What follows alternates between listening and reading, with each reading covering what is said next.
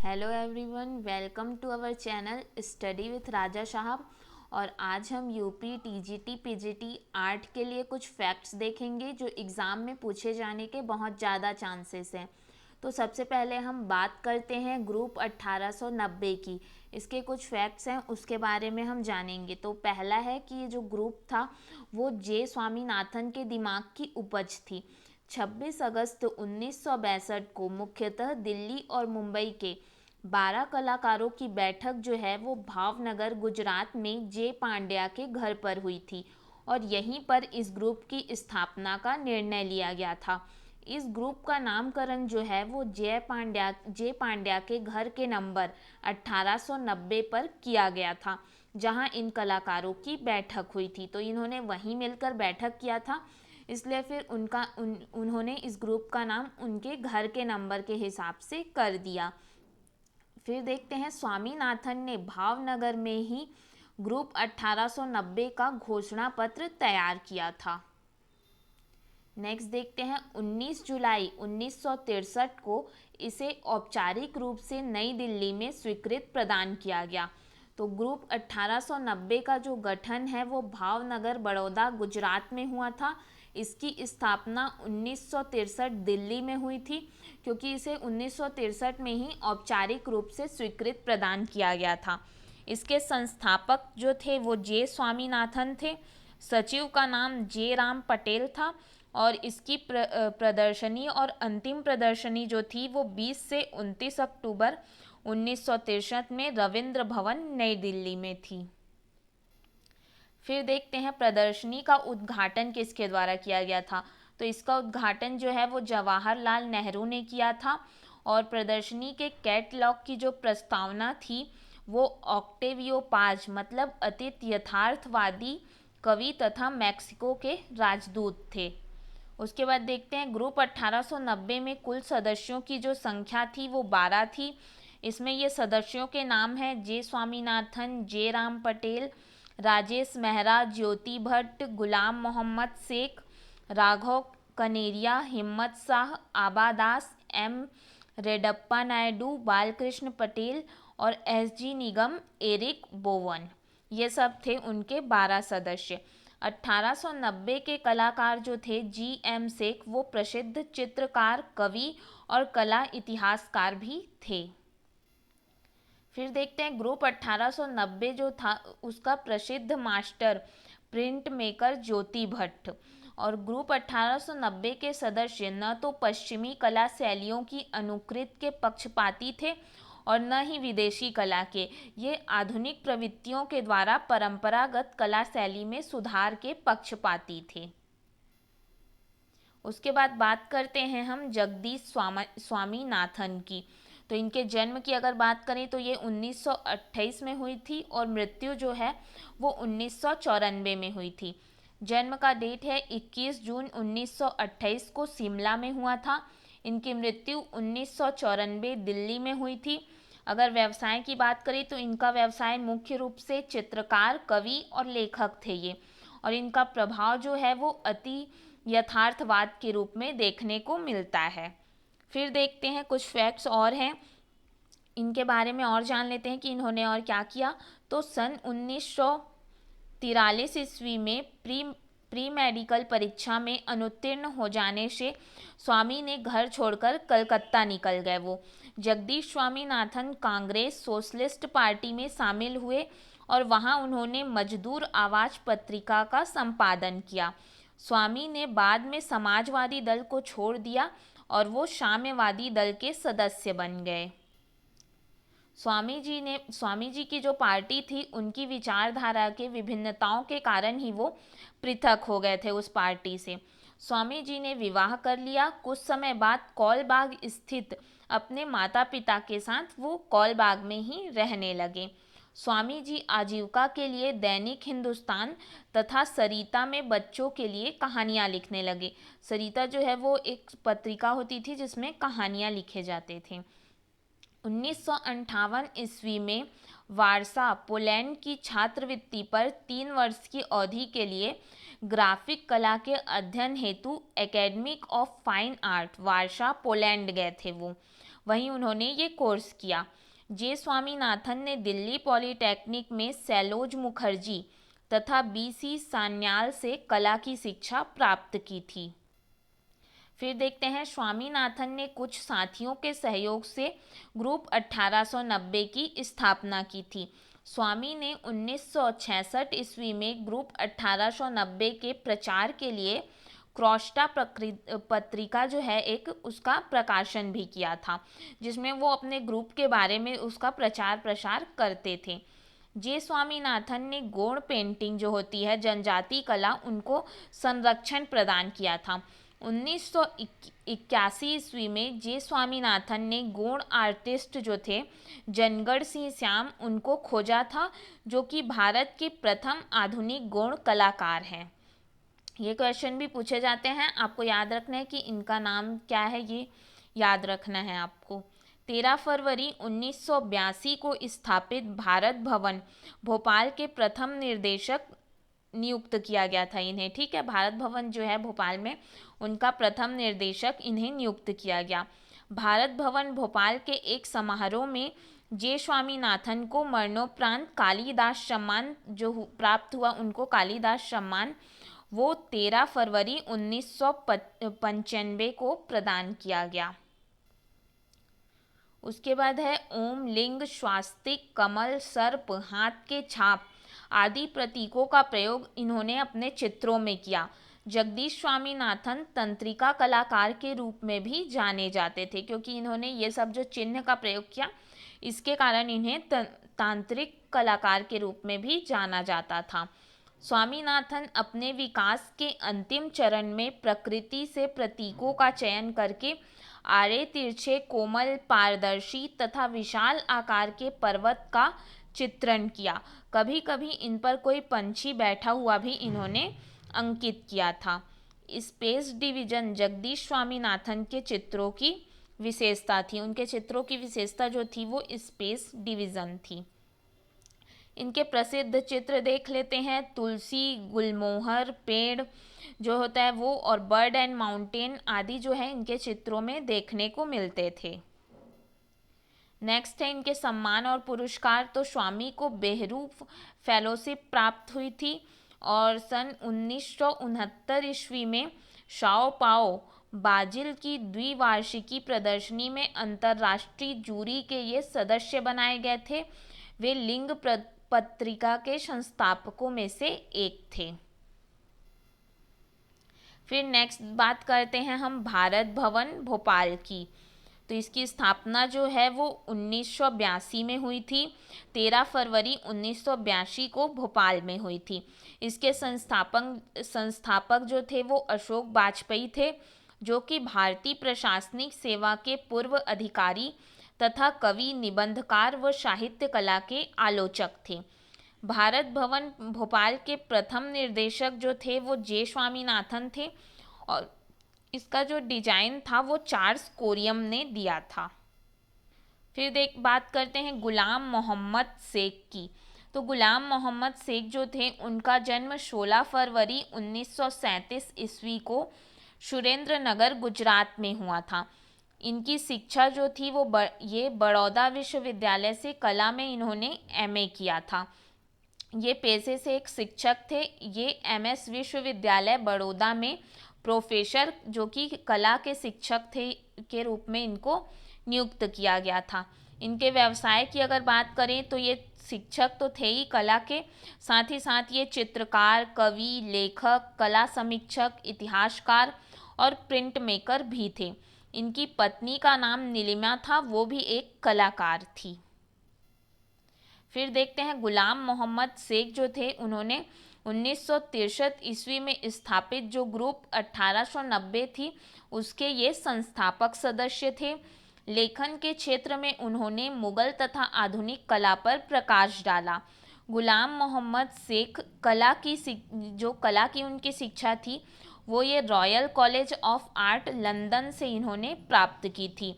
1987 ईस्वी एवं 2002 ईस्वी में गुलाम शेख शिकागो कला संस्थान में विजिटिंग आर्टिस्ट रहे थे। ये गुलाम मोहम्मद शेख की चित्रण शैली में भारतीय लघु चित्र का प्रभाव देखने को मिलता था। शेख चित्रों में वर्णमाला के अक्षरों का प्रयोग किया करते थे। गुलाम मोहम्मद शेख जो थे गुजरात के श्रेष्ठ कवियों में भी गिने जाते थे। 1981 ईस्वी में दिल्ली तथा बम्बई की जो बहुचर्चित प्रदर्शनी है प्लेस फॉर पुपिल, वहाँ गुलाम शेख भी जो 6 बेस्ट चित्रकार थे उनमें से ये भी एक थे। 1960 ईस्वी में गुलाम शेख के चित्रों की प्रथम एकल प्रदर्शनी जो है वो जहांगीर आर्ट गैलरी मुंबई में आयोजित की गई थी। फिर देखते हैं कलाकार शेख साहित्यिक परंपरा खासकर सूफीवाद में उनकी गहरी समझ थी। उन्हें अपनी रचनाओं में दृश्यात्मक तथा चित्रात्मक दोहों की सृष्टि में ये जो उनका परंपरा के लिए जो गहरी समझ थी वो उन्हें दृश्यात्मक और चित्रात्मक दोहों की दृष्टि में सक्षम बनाती थी। शेख द्वारा लिखित 1974 ईस्वी में गुजराती कविताओं का एक संग्रह था।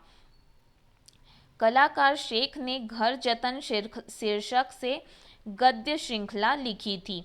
कला पत्रिका जो थी जिसका नाम वृश्चिक है, इनका संपादन शेख गुलाम ने किया था। ठीक है, इनके प्रसिद्ध चित्र देख लेते हैं। तो इनकी प्रसिद्ध चित्रों में है लंबी अनुपस्थिति के बाद घर वापसी, घर बिकाऊ है, मनुष्य मैन, स्वप्न, फंताशी, यथार्थ, बोलती हुई सड़क, स्पीकिंग स्ट्रीट आदि, ये सब हैं इनके। तो इनके चित्र के बारे में अब कुछ कुछ बात कर लेते हैं कि इनके चित्र में कैसा क्या देखने को मिलता था। तो जो इनकी चित्र थी घर वापसी, इसमें कैनवास पर तेल का चित्रण किया गया था। प्रसिद्ध चित्र जो शहर बिकाऊ है उसमें गुजरात के जो दंगे थे, हिंदू मुस्लिमों के दंगे जो चलते थे उन पर आधारित था। इस चित्र के केंद्र में सिलसिला फिल्म को प्रदर्शित होती दिखाया गया था, जिसमें 3 लोग सिगरेट सुलगाते हुए भी दिखाए गए थे।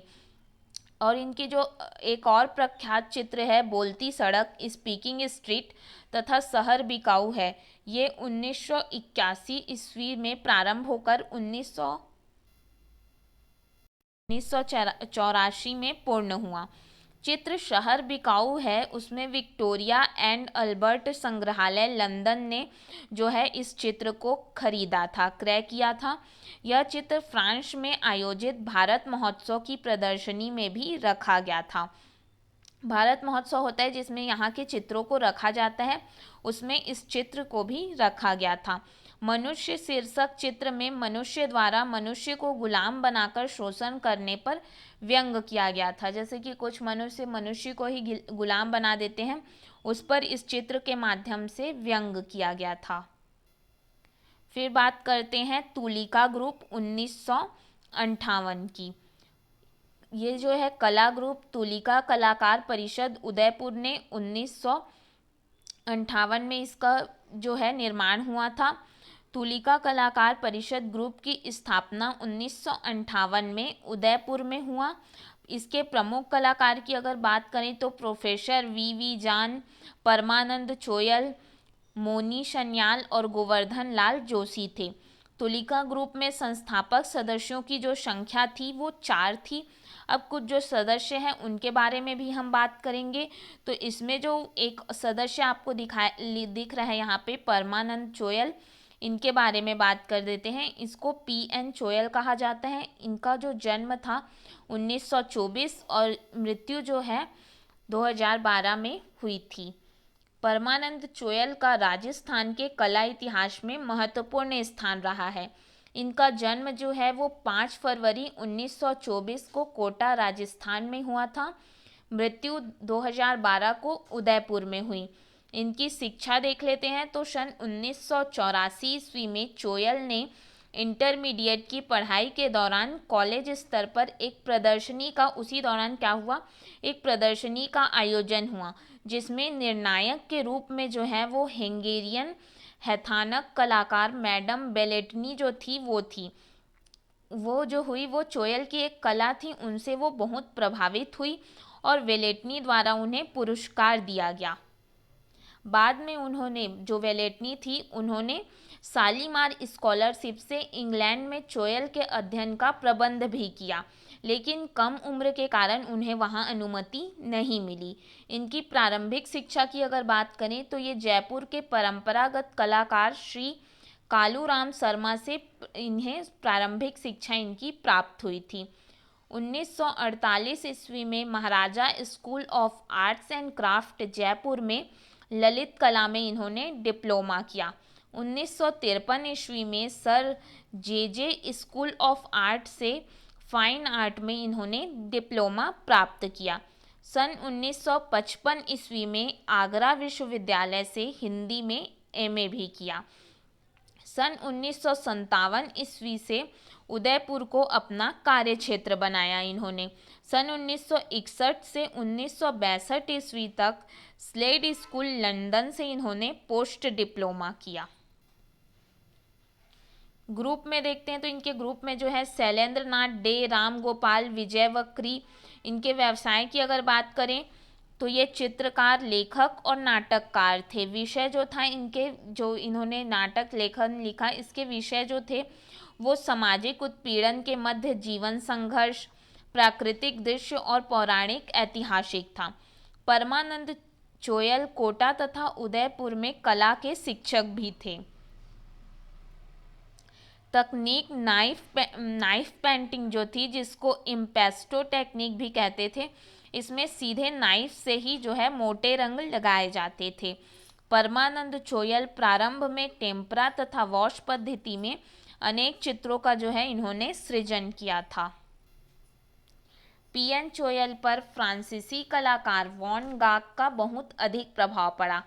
वॉन गॉग के जो चित्र थे, जिसमें धान के खेत पर कौवे की तर्ज पर इन्होंने भी एक उसी प्रकार का चित्र बनाया। झोपड़े के कौवे नामक चित्र बनाया। इनके चित्र का नाम था झोपड़े के कौवे। इन्होंने वॉन गॉग पर एकांकी लेखन और निर्देशन भी किया था। पीएन चोयल जो है वो तेल चित्रण को अपनाकर उसको पतला तथा पारदर्शी के रूप में प्रयोग किया उन्होंने। पीएन चोयल तेल रंगों का प्रयोग करके भैंसों के चित्रण की श्रृंखला बनाई, जिसे अपार ख्याति प्राप्त हुई थी। पीएन चोयल भैंसों के चितेरा के रूप में प्रसिद्ध हो गए थे इस चित्र के बाद से।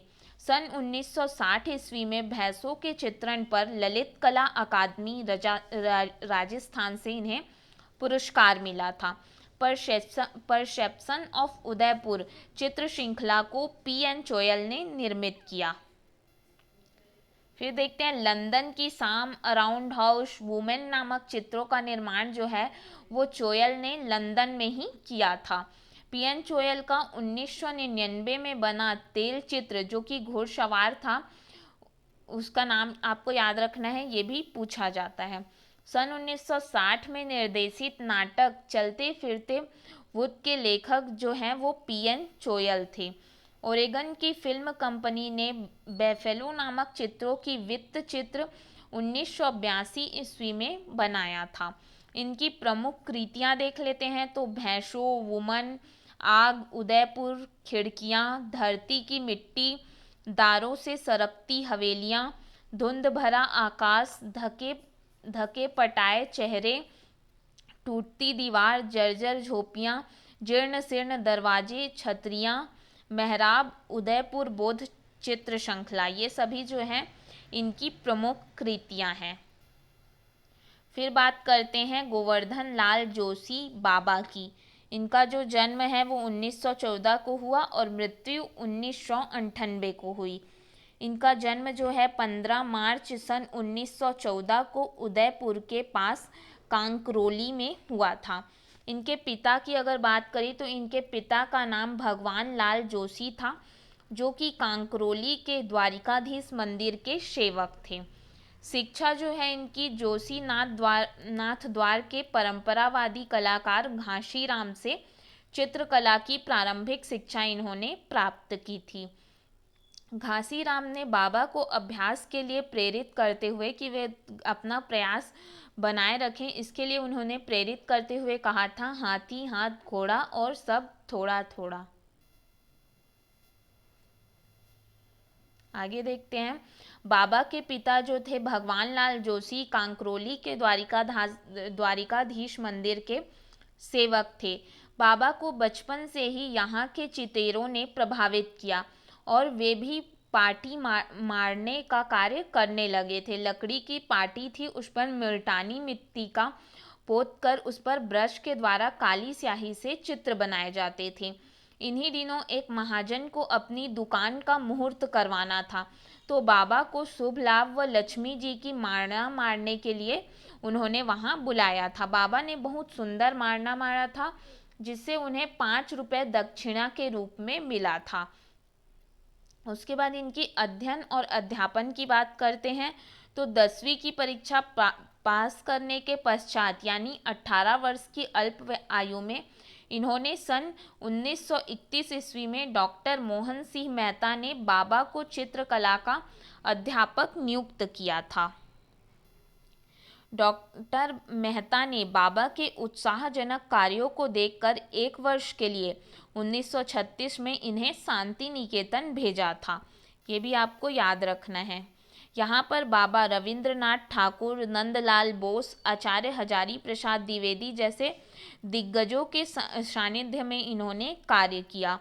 सन 1942 में वे सुधीर रंजन खास्तगीर से दून स्कूल देहरादून में क्ले मॉडलिंग सीखने गए। जोशी आदिवासियों भीलों के जीवन से बहुत ज़्यादा प्रभावित थे। भीलों का चित्रण बनाने के लिए जोशी ने 7 वर्ष तक भीलों के आचार व्यवहार, वेशभूषा तथा उनके रहन सहन को बहुत ही नज़दीक से देखा और परखा। इसलिए गोवर्धन ने उनके अधिकांश गतिविधियों का चित्रण किया। लाल जोशी को भीलों का चित्रहेरा कहा जाता था।